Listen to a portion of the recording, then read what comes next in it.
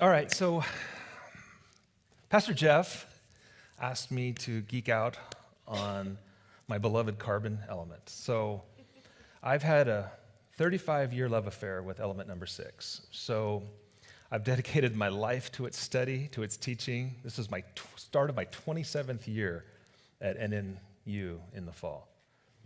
I love chemistry, and I love Jesus. And I love when the two come together. Unite the two so longly disjoined, science and faith. Bring these two back together where they belong. Because when John introduces Jesus in John 1:1, he doesn't call him truth, doesn't call him love, he calls him logos. In the beginning was the Word, in the beginning was the logos. In the beginning was the order of the way things really are through the mind of the Father, through the person of the Son, and here we are today. We are the pinnacle of creation. Humanity is unique. We're not angels, we're not animals, we are human, and we are very unique creatures. So what we're going to do today is we're going to talk about science and faith. But in order to do that, we need to ask the question, what do you mean by that? One of the things as a college professor I constantly am challenging my students to not do is to misuse terms. I don't believe in God. Great. I probably don't believe in the God concept you're thinking of right now, so let's talk about what you are talking about so we can have a rational conversation. The first law of thought is called the law of identity, then the law of excluded middle, and then the law of non-contradiction. But the law of identity makes sure that we're talking about the same thing in the same context so that we have a rational conversation. So if we're talking about God, let's both be agreeing on what we're saying. It's one of the most undefined terms that we use. One of the other undefined terms or misunderstood terms is faith. What do you mean by that? That's what I'm going to ask you if you're my student. I don't have enough faith. Well, tell me what you mean by that. What do you mean by faith? You see, faith is not a church word. And this is a very important concept. Because if there is this tension between science and faith, then we probably should define both those terms in order to resolve that tension. Now, some of you have probably seen the documentary on monastic life in Mexico. It's called Nacho Libre. And in that documentary, there's a real playful tension between, let me make sure this is working, there we go. There's a real playful tension between the protagonist and the tritagonist, or his sidekick is the tritagonist. There's this real playful tension in there, right? And Nacho is the man of faith, right? And Stephen, or Esquelito, is the man of science. And there's this tension where he says, I don't believe in God, I believe in science. I'm going to baptize you, and he baptizes him, right? You've seen the movie. That plays out that tension that we live in. I on Fridays at NNU, all my classes, I do what's called a free-for-all Friday. You can ask me any question in the first 10 to 15 minutes of class, as long as it's in the tension between faith, philosophy, and science. Because what I like to do as a professor is live in that tension. Because there are some big questions that we need to address. Pain and suffering, evil, homochirality. There are some things that we really should be wrestling with at the university level. But remember what university means.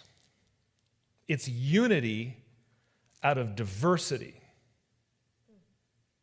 You see, the only personality that was big enough to unify the disciplines of the university was the person of the Logos, which is why Princeton, Harvard, and Yale were all founded on Jesus. He was the only personality big enough to bring religion and philosophy and science and the naturals and the physicals all together into one unifying principle. But when we kicked him out of the university at the end of the 1800s, we replaced Jesus with man. How's that working out for us? Man is not big enough to unify around. But that's what happened because of the Enlightenment and the whole concept of science became this prominent, great experiment that's going to eventually answer all the big questions of life. And let me tell you a little secret on science. Science is not equipped to do that. Science is a tool. It's not an all-powerful tool. Science has nothing to say about supernatural. Science has nothing to say, actually, about a lot of the things we see, like where does actual life come from, okay? So in this tension that we see between science and faith, what we need to realize is science is merely using my 5 senses to discover truth about the world around me. That's what it is. It's a tool. So you might be saying, well, then what's faith? Isn't faith a churchy thing? And it's not. Faith, from the Greek, is pistis, and it means trust. I like the word trust. When I'm talking with students, I always use the word trust. I don't like the word faith. It's trust in the truthfulness of something or someone. Let me just tell you a little secret. Science requires a ton of faith. I have to trust in the truthfulness of the scientific method in order to receive truth about the world around me. We call that faith. So please don't say faith and science don't work together. They work hand in hand. Faith is all through science. Trust is all through science. I'm trusting my senses. I'm trusting my data, not data. Data. I'm trusting, well, it's kind of a funny, I have this ongoing. If you're a scientist, you say data. If you're a non-scientist, you say data. So and if you want to pretend you're a scientist, say data. So with that whole concept of I have to be able to trust the truthfulness of my senses, right? I have to have faith in my experiment. I have to have faith in that process. So science and faith work hand in hand, all right? So when we deal with this idea, this concept of science, today we're going to talk about the central science, chemistry. Now, I know you probably were like, yeehaw, Sunday morning, let's talk about chemistry. Now, I would love to talk about chemistry. I'm teaching 3 lecture classes this fall, organic, nursing organic, and general chemistry. So I get to teach a lot of different. And by the way, pray for NNU, please.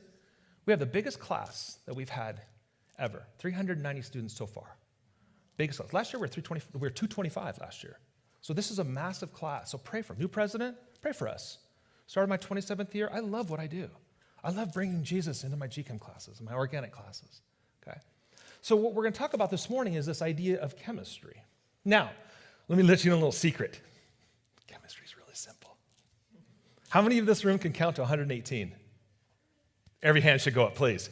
Okay, we can all count to 118, all right? Chemistry is not difficult, all right? It is simple in its concept. Now, it does take a lifetime to master, but it's simple. All we're doing in chemistry is we're counting to 118. Now, let's just count to 10. We can probably do that. 1, 2, 3, 4, 5, 6, 7, 8, 9, 10. There you go.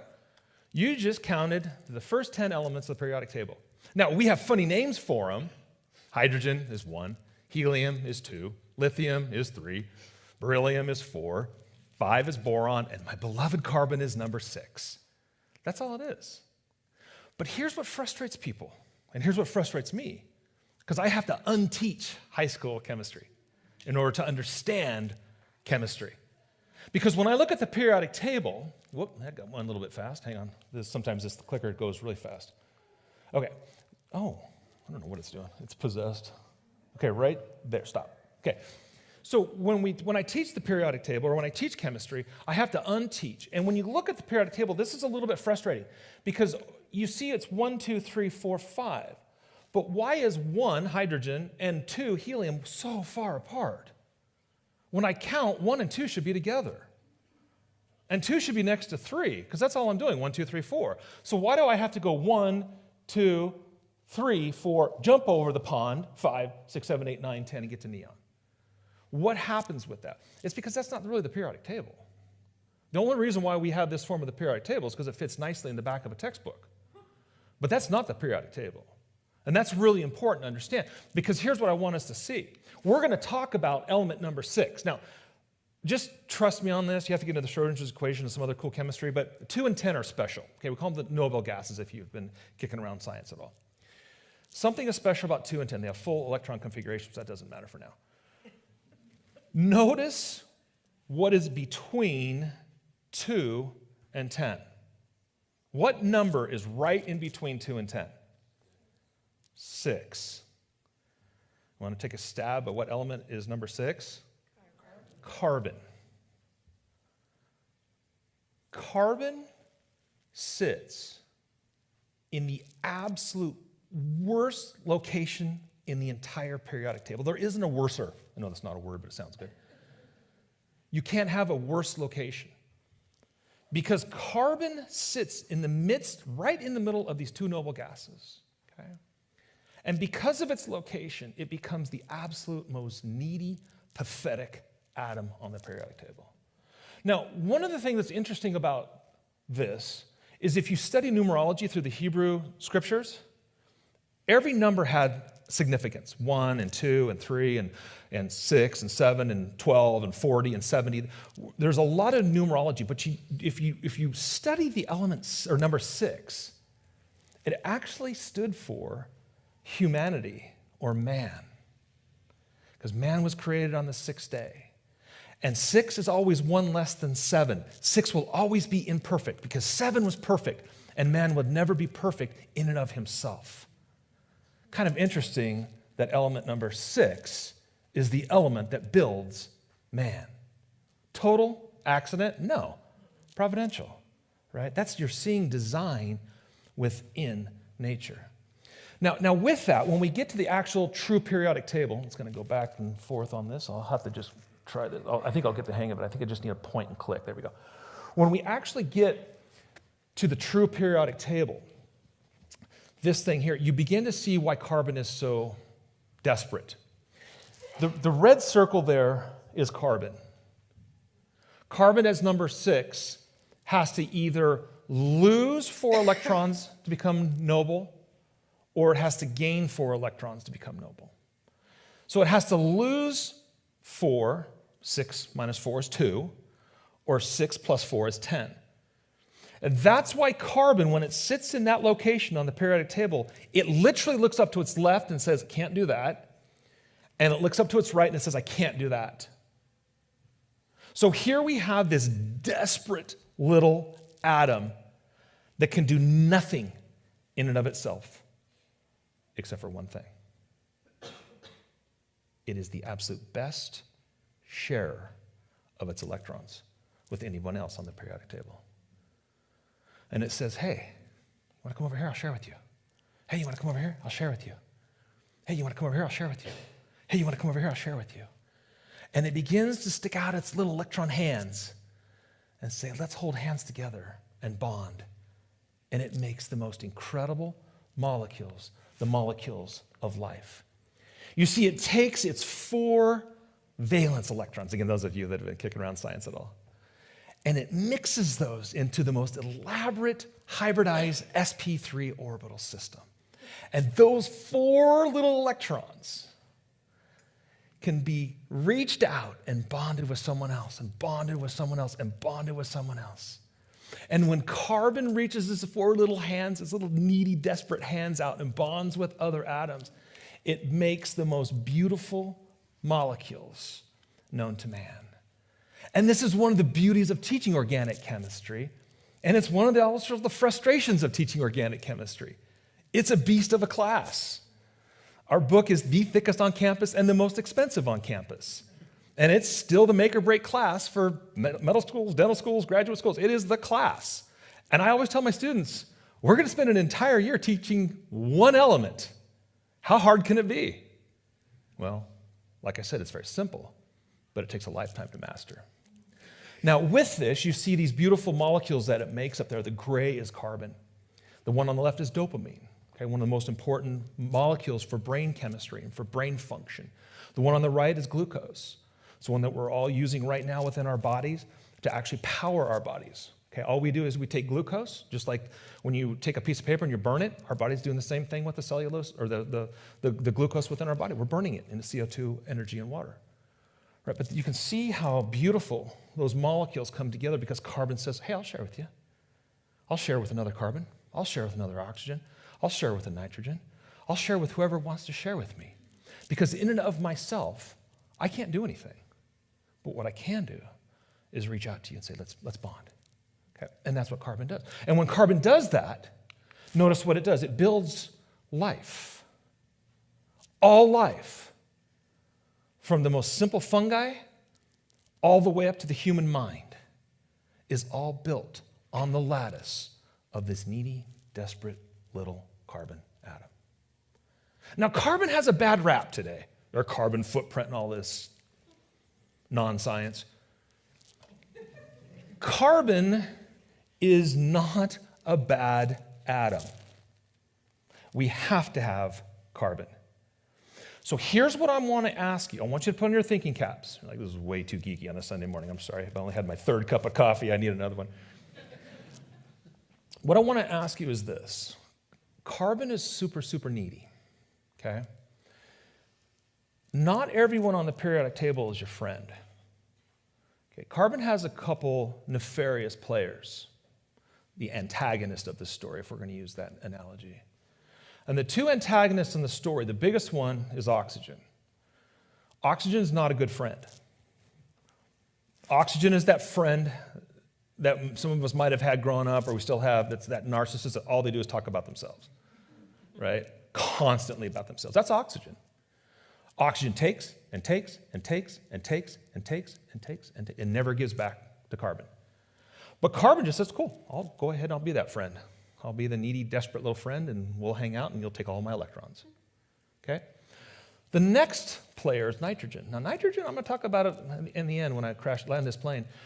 With nitrogen, nitrogen's a little bit more sneaky.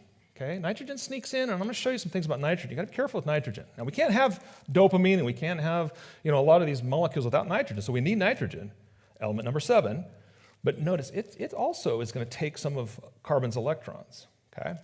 So let's talk about this process of moving carbon around in its state of neediness and also in its state of what we call oxidation. All right? Now, we're not going to talk about redox or anything fun this morning, but here's what I want us to see. There's a narrative out there that goes something like this. In the beginning was nothing, and everything emerged, and here you are today. And I'm not straw-manning that.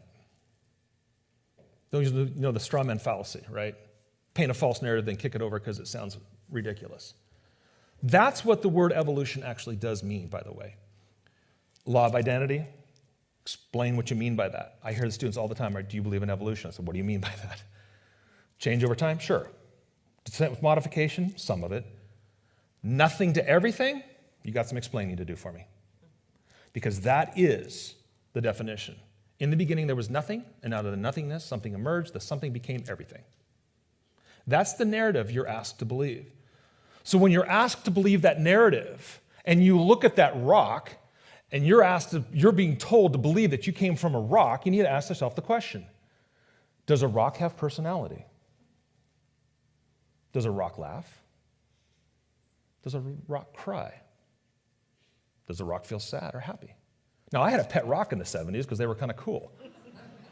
And my pet rock was great because it never had an emotion. It's kind of like my cat, right? It's just like, that's the happy cat, that's the sad cat, that's the mad cat, right? It's the same with my rock. It just never expressed emotion.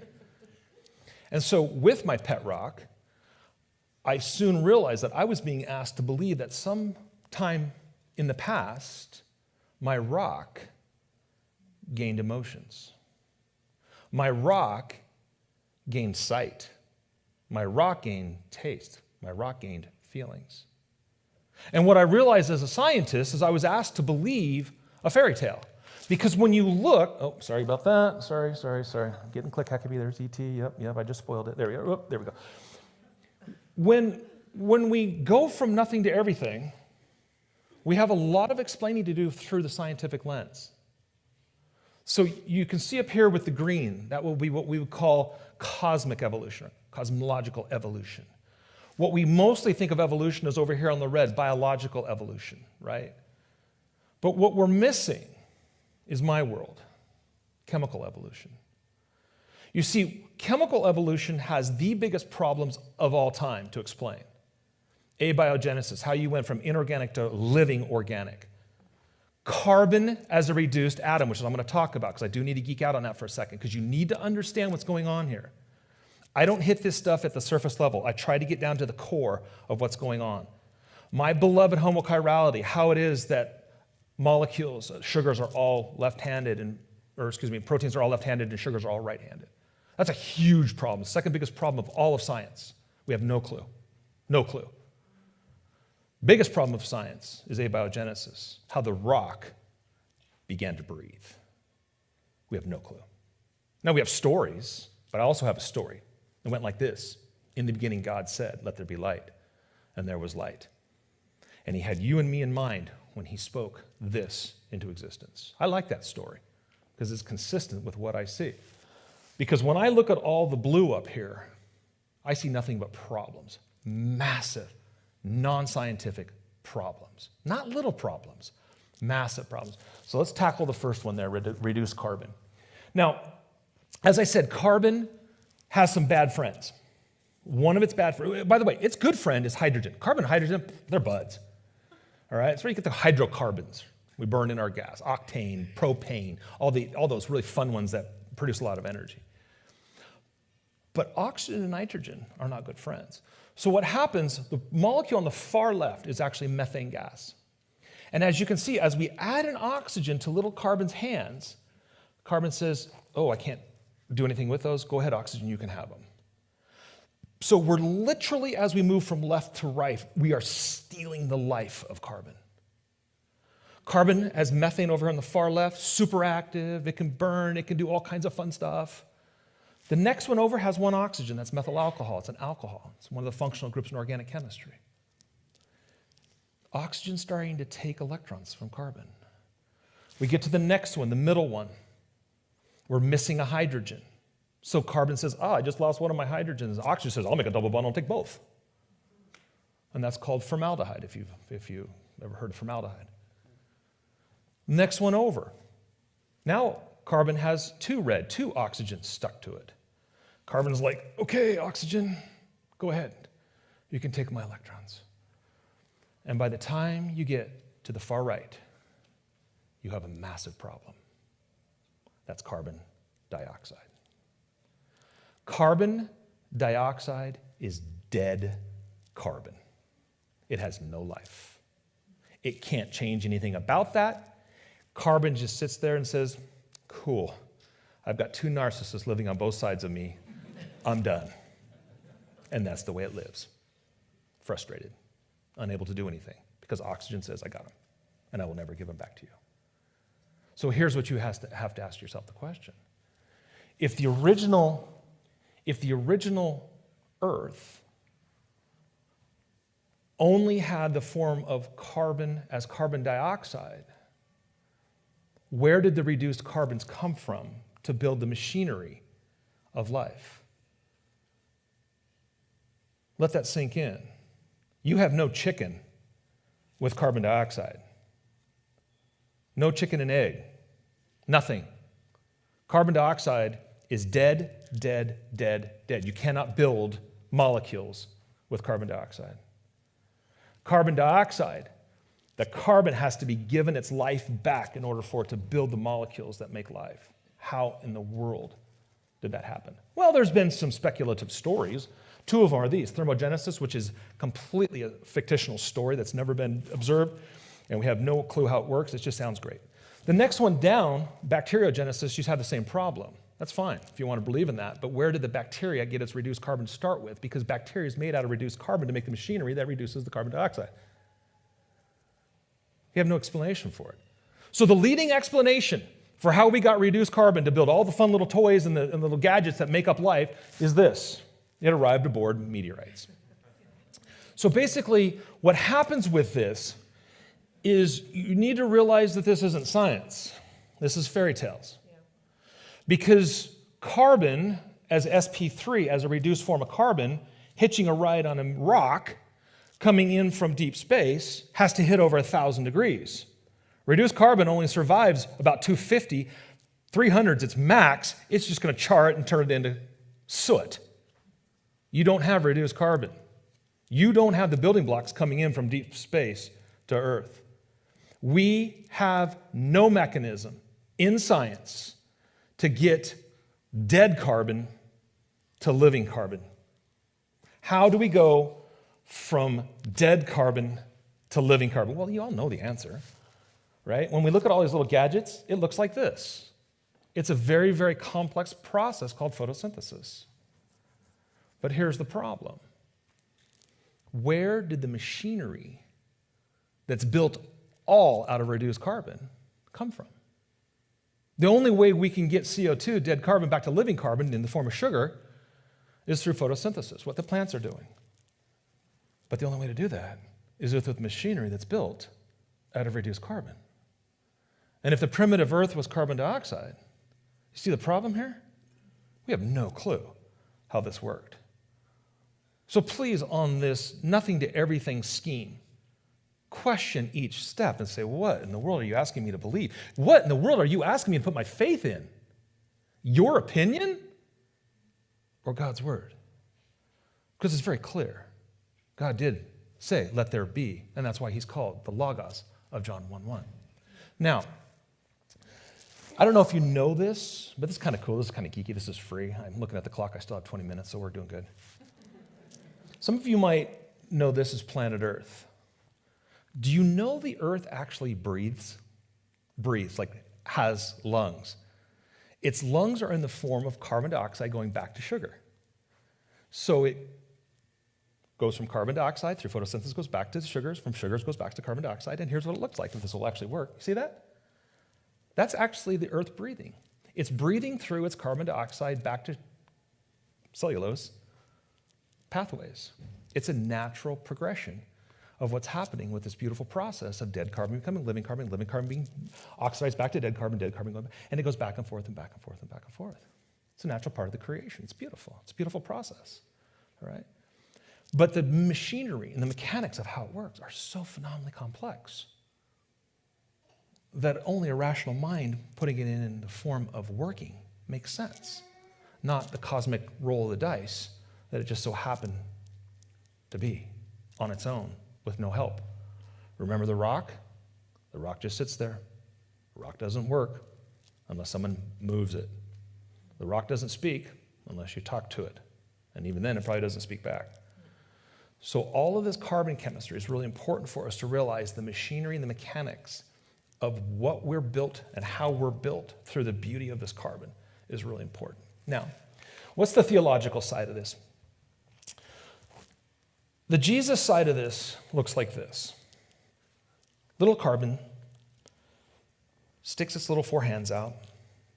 And if it's not oxygen, if it's not nitrogen and some of the other elements, but if it's carbon, and if carbon says, come here, carbon, I'm going to bond with you, and this little hand says, carbon, I'm going to bond with you, and this little hand says, I'm going to bond with you, I'm going to bond with you. And if carbon begins to bond with other carbons, the most beautiful thing happens when the lattice of just carbon is produced. You might know it as diamond.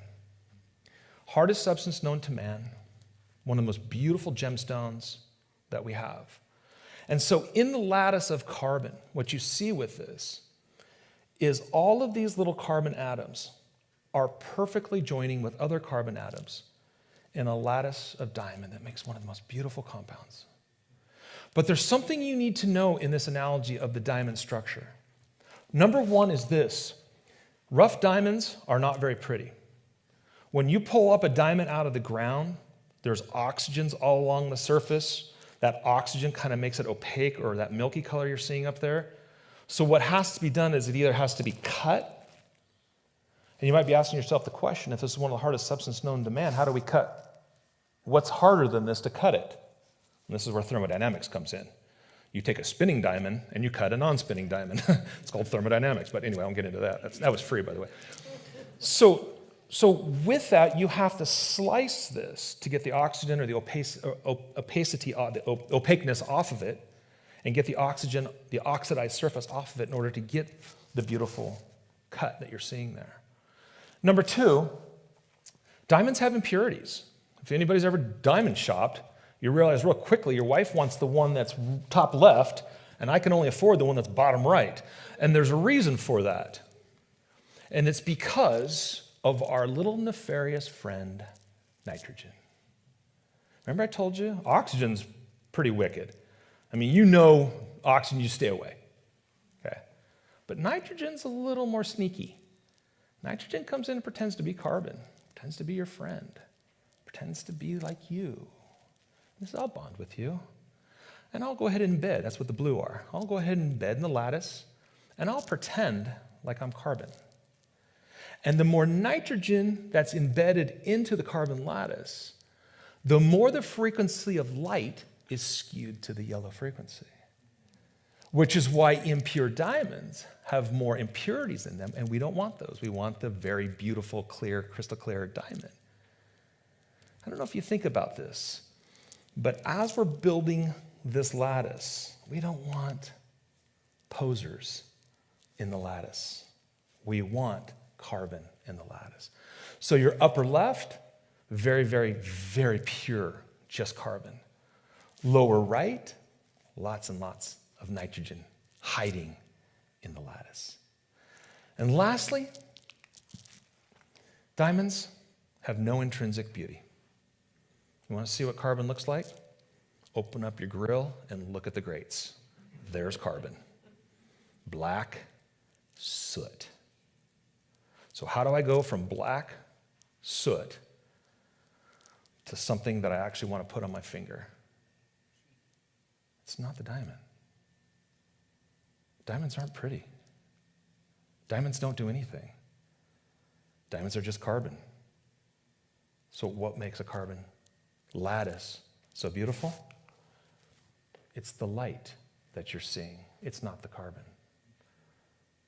You see, diamonds, intrinsic to themselves, are just carbon in a perfect light, in a beautiful lattice.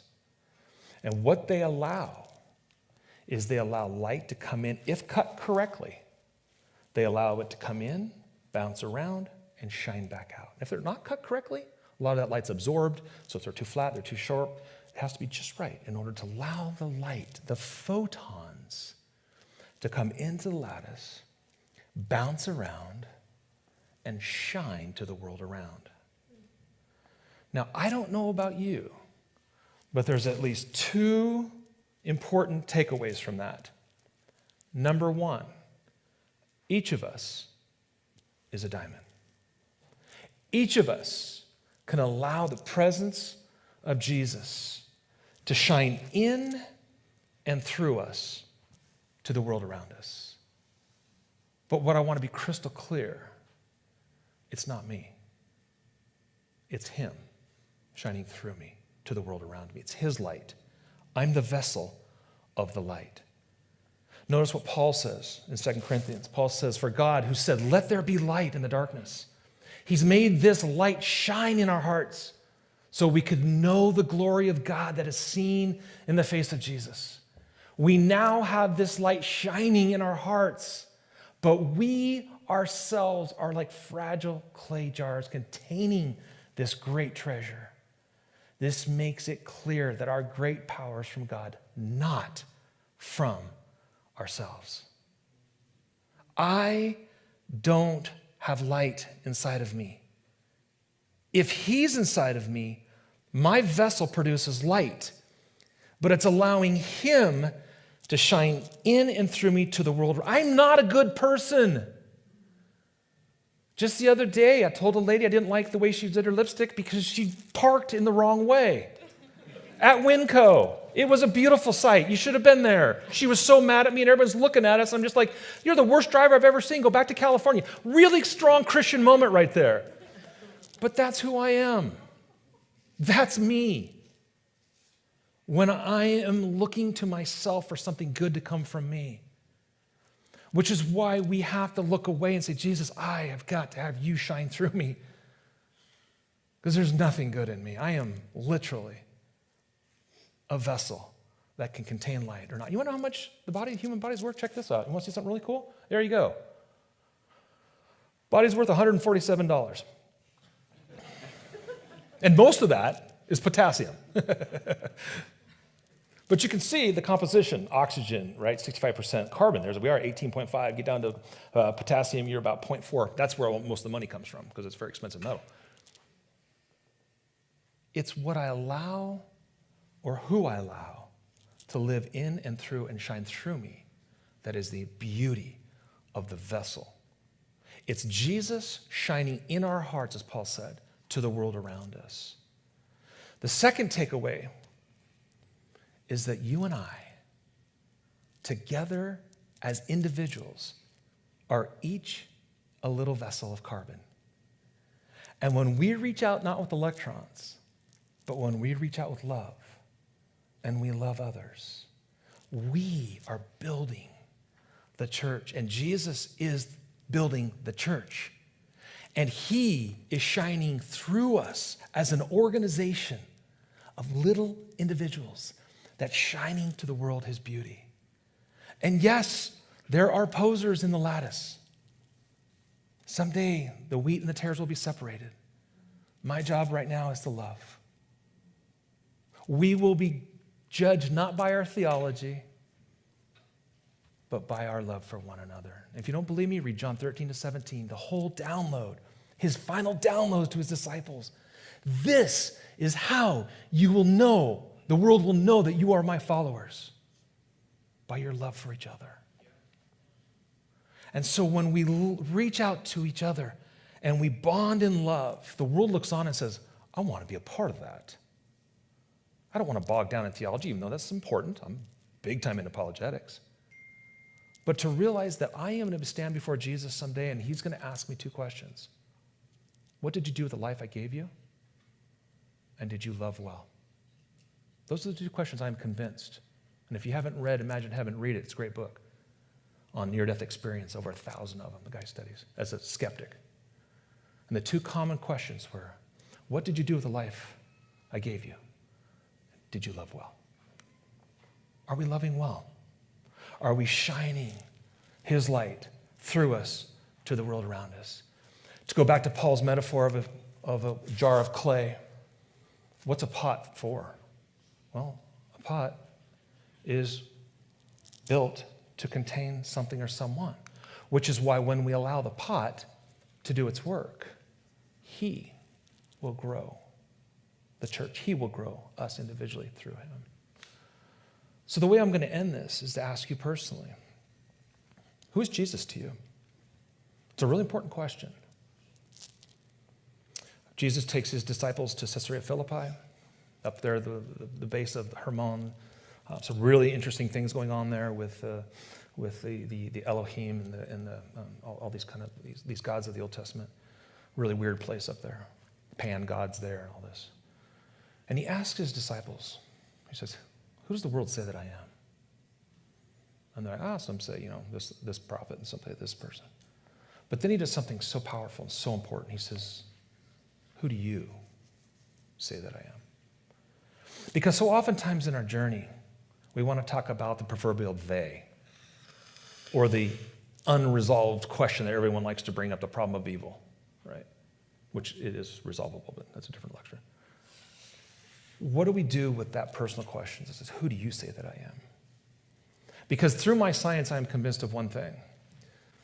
My earth carbon tent is designed for him to live in it and shine to the world around me. What does that look like? Is it him shining, or am I trying to shine?